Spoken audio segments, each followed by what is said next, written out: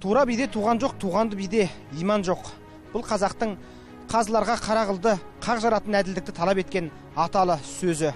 Бүгінде Қазақстан президенті Қасым-Жомарт Кемелұлы Тоқаев та сот жүйесін реформалауға, әділетті Қазақстанды құруға қатысты ойлар айтты. Бұл жолдаудағы мәселелер сот жүйесін қалай өзгертеді? Жаңа Қазақстан бағдарламасының бұл шығарылымы сот саласындағы өзгерістерге арналмақ. Ел президенті Қасым-Жомарт Тоқаев 1 қыркүйек күнгі Қазақстан халқына арналған жолдауында сот жүйесін жаңартып, заң үстемдігін орнату қажеттігін айтты. Жолдаудың 5 бағытындағы заң және тәртіп деп аталатын бөлімінде сот төрелігі мен судьялардың мәртебесін теңестіру мәселесіне арналды. Бұл өзгеріс конституциялық реформалардан кейінгі жаңа әділетті Қазақстанды құру жолындағы аса маңызды қадамдардың бірі, деді президент. Қоғамда заң үстемдігі берік орнығып, сот төрелігі әділ атқарылуы қажет. Осыған орай қазылар қауымын шұғыл түрде қайта іріктеп, жаңартып жасақтау керек. Қазылар жоғары білікті, адал, сондай-ақ жемқорлықтан таза болу қажет. Президент жолдауында судьялардың лауазымын өзгертуді тапсырды. Қазылардың мәртебесін теңестіру әділ шешім шығаруға қалай ықпал етеді? Бұрынғы жүйедегі соттардың мәртебесі қалай жіктелген еді? Бір-біріне лауазымдық тұрғыда бағынышты болу әділ шешім шығаруға кері әсер етеді. Алайда тең мәртебелі болу қазыларды басқару жүйесін қалай реттемек? Бұл бастама жоғарғы сот төрағалығына үміткерлерді баламалы негізде ұсынуға мүмкіндік береді, дейді Атырау облыстық сотының төрағасы Бауыржан Жұмағұлов. Қасым-Жомарт Кемелұлы өзінің жолдауында биылғы сот саласындағы болып жатқан реформаларды ары да жоғарғы деңгейде жалғастыратындығын айтты. Сол себептен жоғарғы сот төрағасына, басқа да мемлекеттік органдарға нақты өзінің талаптарын қойды. Ол дегеніміз, біздің қазіргі болашақта келетін жаңа соттарымыз, олар біріншіден жоғары білімді болу керек. Екіншіден адал болу керек. Үшіншіден жемқорлыққа жоламайтын азаматтар керек деп. Сондай бағытта тапсырмалар беріп, жаңағы өзінің жолдауында айтқан. Ал енді оны кім жүйеге салады? Сол себептен, мына барлықтарыңыз білесіздер, біздің жоғарғы кеңес бар. Ол кеңестің, жоғарғы сот кеңесінің, жаңағы өзінің, жаңағы істеп жатқан функцияларын ерекше үлкейту керек, ерекше қосымша оларға билік беру керек деп санады. Ол дұрыс деп санаймын. Неге десеңіз, бүгінгі күні жоғарғы сот кеңесі біздің болашақты судьялардың жаңағы конкурстарына белсенді қатысып, соларды жаңағы жұмысқа, жаңағы осы президенттің указына өздерінің отырыстарында талқылап жіберетін солар.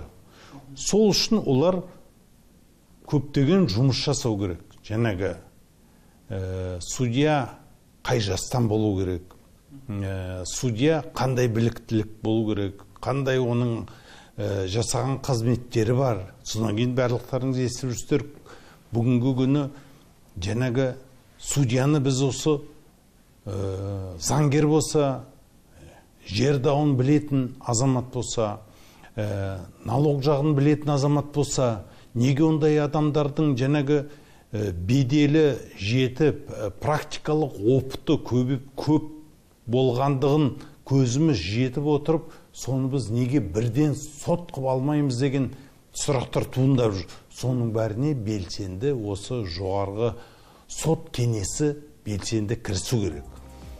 Президент жолдауында судьялардың мәртебесін арттыру үшін жоғарғы сот кеңесінің мәртебесін нығайту қажет делінген. Бұл жоғарғы сот кеңесіне жаңа өкілеттіктерді беретіндігін аңғартады.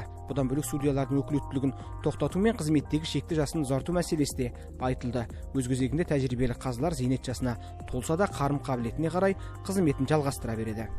Ал бұл іспен жоғарғы сот төрағасы емес, кеңес айналысу қажет делінген жолдауда. Қазақстан Республикасы жоғарғы сотының кеңесінің өкілеттігіне қатысты мәселелер жаңа айтылып отқан қаралған. Енді жаңағы сотты реформалау жаңа жағдайға байланысты қарастырылған. Енді жалпы жолдауға дейінде енді Қазақстан Республикасының конституциясы бар.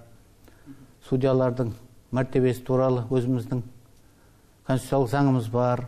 Азаматтық, қылмыстық процестік, азаматтық процестік, әкімшілік процестік рәсімдеу кодекстері, яғни заңнамалар бар. Енді солар бойынша негізгі заңнамаларды біз басшылыққа алып соттар жұмыс жасаймыз. Енді мына жолдаудың Қазақстан Республикасы жоғарғы сотының сот кеңесіне қатысты мәселеде судьялардың дербестігін арттыру үшін жоғарғы сот кеңесінің мәртебесін нығайтқан дұрыс. Соның ішінде судья болуға үміткерлерді дайындау, біліктілігін көтеру жұмысын кеңестің қызметіне беріледі деп көрсетілген. Енді сондай-ақ судьялардың қызметте болуының шекті жасын ұзарту, өкілеттігін тоқтату мәселелерінде осыған берген. Сонымен бірге жаңа кадрларды бұрын енді іріктеуден басқа кандидатураларды енді жаңа оларды даярлау, үміткерлерді даярлау мәселесі осы алдағы уақытта кеңестің құзыретіне беру көзделген. Енді Қазақстан Республикасы жоғарғы сотының кеңесі туралы қолданыстағы заңда осыған байланысты өзгерістер енгізілетін болар деп ойлаймын. Енді президент жолдауындағы сот жүйесіне арналған реформалардың тағы бірі апелляциялық институтты жаңғырту. Бұл салада өзгеріс сотқа әділ үкім шығарып, дау-дамайға түбегейлі нүкте қоюды міндеттейді.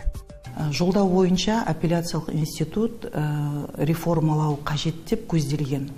Апелляциялық алқада қаралатын істер бойынша бірінші сатыдағы соттың шешімі бұзылған жағдайда ол мәні бойынша қаралып, бірінші сатыдағы жіберілмей, осы апелляциялық алқада біту тиіс деп көзделген.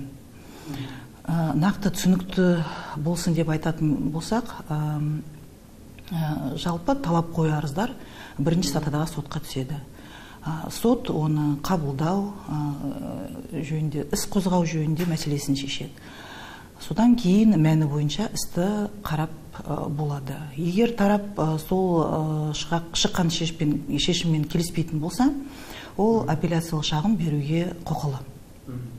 Апелляциялық шағым және іс екінші инстанцияға жіберіледі. Екінші инстанция бізде апелляция алқа деп аталады. Апелляция алқада мәні бойынша қаралады. Егер шешім дұрыс болса, ол заңды күшінде қалады. Дұрыс болмаса, онда бұзылып, жаңадан шешім шығарылады. Алайда процестік заңда көзделгендей,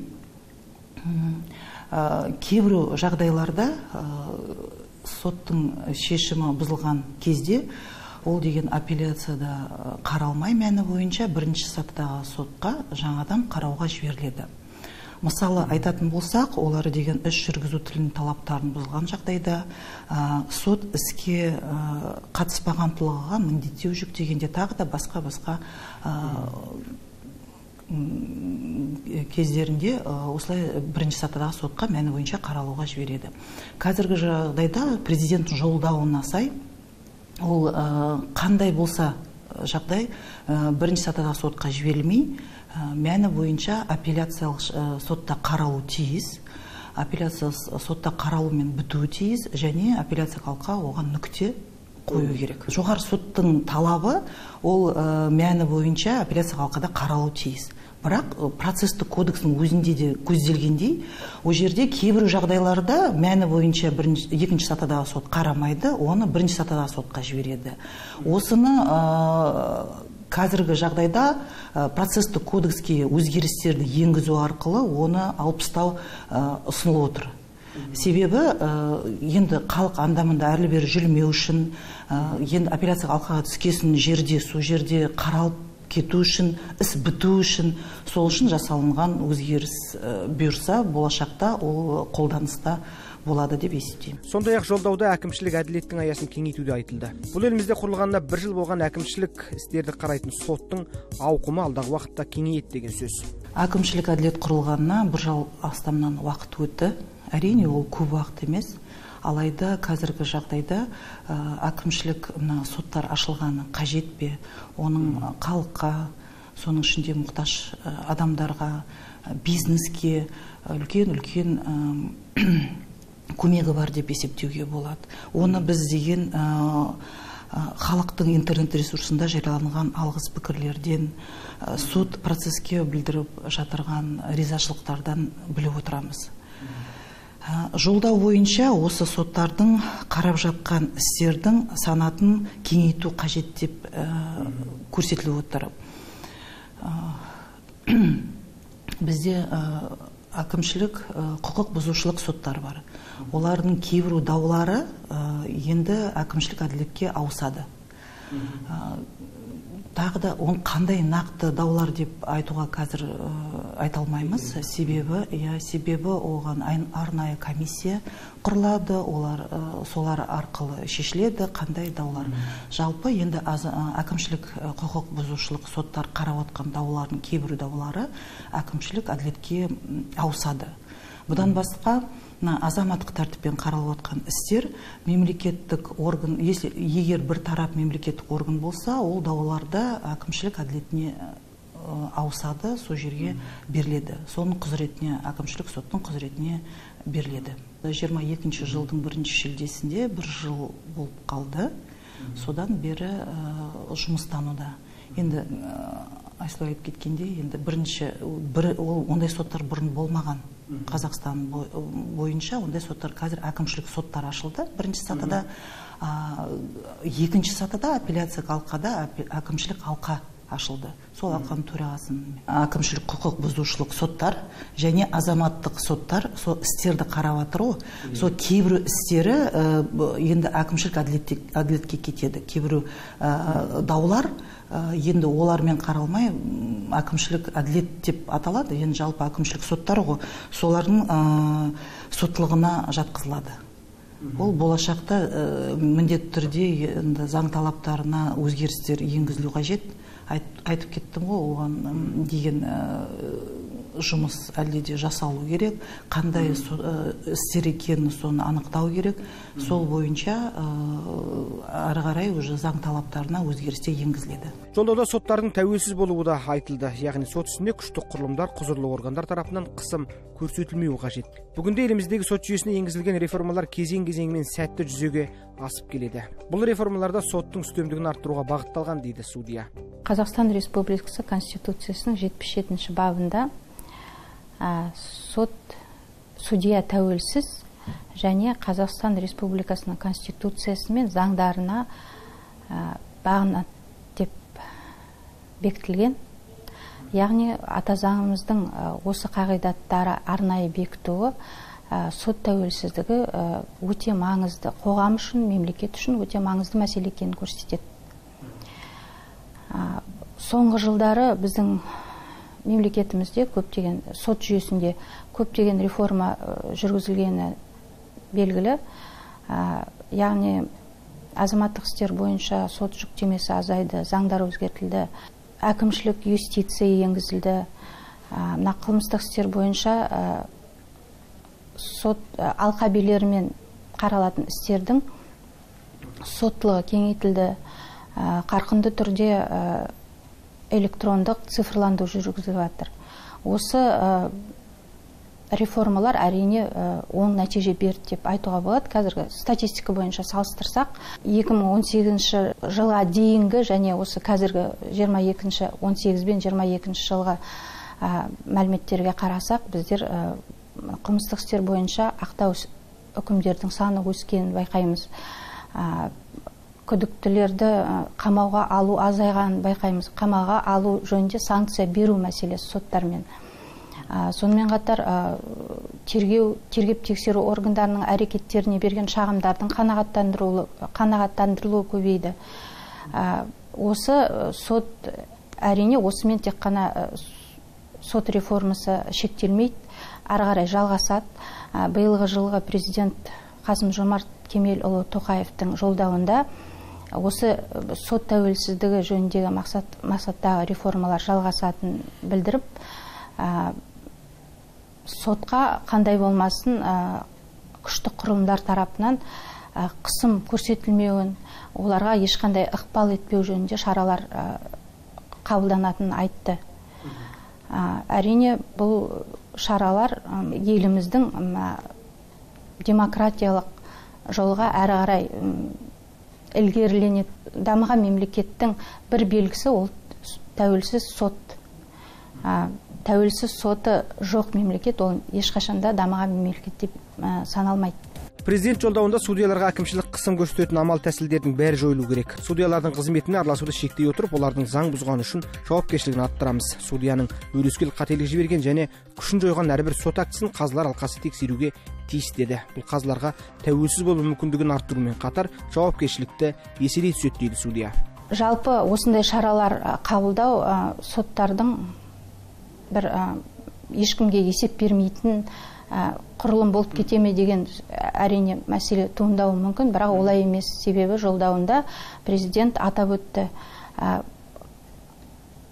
Сот тәуелсіз болады, бірақ қатаң жауапкершілік болады судьяның жұмысында деп. Өйткені өрескел заң бұзушылыққа жол берген судьялардың әрбір сот актісі қазылар алқасында қаралуға тиіс деп. Яғни бұның артында судьялардың үлкен жауапкершілігі тұр. Сондықтан қоғам осы сот жүйесінде жүріп жатырған реформаларды, президенттің жолдауында айтылған шараларды қабылдайды деген деп сенемін мен өзім. Алдағы уақытта Қазақстандағы сот үкімдерінің цифрлық платформасы құрылады. Бұл әр аймақтағы бір-біріне ұқсас істерге цифрлық талдау жасау мүмкіндігін береді. Яғни арызданушы іске қатысты шағымын электронды жүйеге жүктеп, соттың қандай үкім шығаратынына алдын ала болжам жасай алады. Бұл болашақта сот саласындағы робот судья қызметін енгізуге апаратын технологиялық жаңғыруға бағытталған қадам дейді қалалық сот төрағасы Жасұлан Жақсылық. Сот төрелігін жүргізу барысында интеллектуалды жүйені енгізу, яғни цифрлық талдау жасайтын құрал жасалып жатқаны және соны жоғары сот тарапынан тезірек енгізу мәселесі айқындалды. Енді осы жобаға қысқаша тоқтала кететін болсақ, ол дегеніміз мынау сот төрелігін атқару барысында судьялардың интеллектуалды көмекшісі, сандық сот сараптамасы және сот өндірісін роботтандыру жасалынды интеллектуалды енгізу деп аталады. Осындай жобалар қолға алынып отыр. Бұл жобалардың мақсаты, енді президентіміз атап өткендей, әртүрлі өңірлерде бір тектес даулар бойынша әртүрлі сот шешімдері шығып кететіні туралы айтып өтті ғой. Сол үшін осы интеллектуалды жоба барлық сотта қаралған дауларды жеке-жеке жіктеп, солардың қаралу барысында шыққан сот шешімдерінің жаңағыдай тәжірибесі жасалады, қорытынды жасалып, сол қолжетімді болады халыққа. Яғни қандай да бір тарап сотқа жүгінген кезде ол сот кабинеті арқылы өзінің шағым береді, сол сот кабинетінде осындай сервистер ашылады. Ол өзіне ұқсас осындай даулар егерде сотта қаралған болса, соның қандай шешім қабылданғаны туралы ақпарат алынады. Яғни өзінің дауы бойынша болжамды қабылданатын шешімдер туралы алдын ала біліп отырады. Бұл деген енді халықтың сот төрелігіне деген сенімін арттыруға, сотқа жүгінушілердің конституциялық құқығын қорғауға үлкен әсер береді деп ойлаймыз. Сонымен қатар осы істерді қарау барысында бірізділікті жолға қою барысында да қосымша құрал ретінде үлкен ықпалы болатынына сенімдіміз. Президент жолдауы бизнес өкілдерінің мүддесін қорғауда да келеңсіз жайттардың бар екендігін айтты. Соның бастысы мемлекеттік баж салымын азайту. Бұл бастаманы судьялар да қолдап отыр. Мемлекеттік бажын төлеу мөлшері ол салық кодексте белгіленген. Жалпы мүліктік емес дау болса, ол мемлекеттік баж мөлшері айлық есептік көрсеткішке байланысты. Мүліктік дау бойынша ол деген талап қою арызда көрсетілген сомадан сол пайыз мөлшері алынады. Қазір жолдауда президент көрсетіп отыр ғой, мемлекет баждың сомасын азайту қажет. Оның себебі былай деп түсініп отырмыз. Қазір енді мүліктік дау емес, о жерде көп күмән туындырмайтын шығар. Оның бажы ондай көп үлкен емес. Бірақ сомадан пайыз алған мөлшерінде, мысалы бизнес соттасқанда талап қой арыз бергенде талап қой арыздың құны мөлшері үлкен болғанда да мемлекеттік бажда үлкен болып шығады. Кейбіреу жағдайларда бизнестің мүмкіндігі жоқ ондай бажды төлеуге.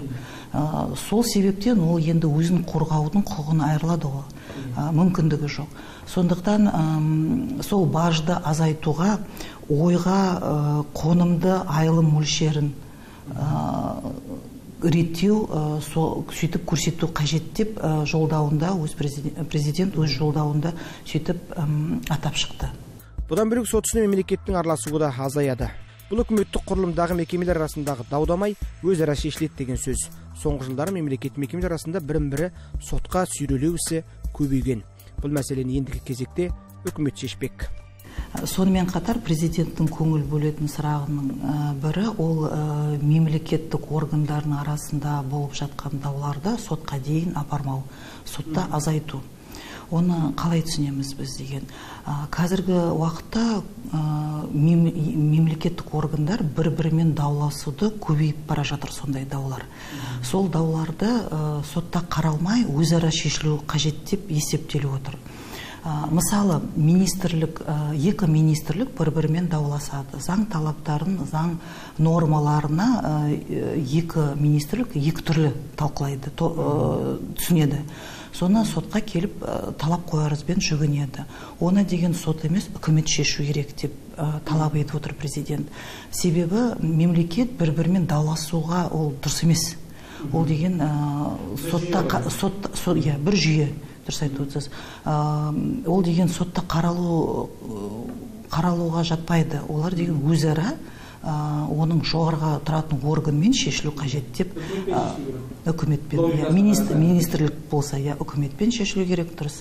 Сондықтан осы даулар сотқа келмеу керек, сотта болмау керек, осы тәртіпті реттеу деп жолдауында көрсетіп кетіп отыр. Президент жолдауында сот жүйесін реформалау мұнымен аяқталмайды. Бұл шаруамен мамандар жоғарғы соттан тыс айналыса береді. Осы қадам үрдіске бәсекелік сипат беріп, оны қоғам өкілдері мен тәуелсіз сарапшылар үшін ашық, яғни анағұрлым тиімдетеді деп нақтылады. Бұл еліміздегі саяси реформалардың оң нәтиже беріп, жаңа Қазақстанның жаңа белесті, әділетті мемлекетке айналдырудағы басты қадамдарының бірі.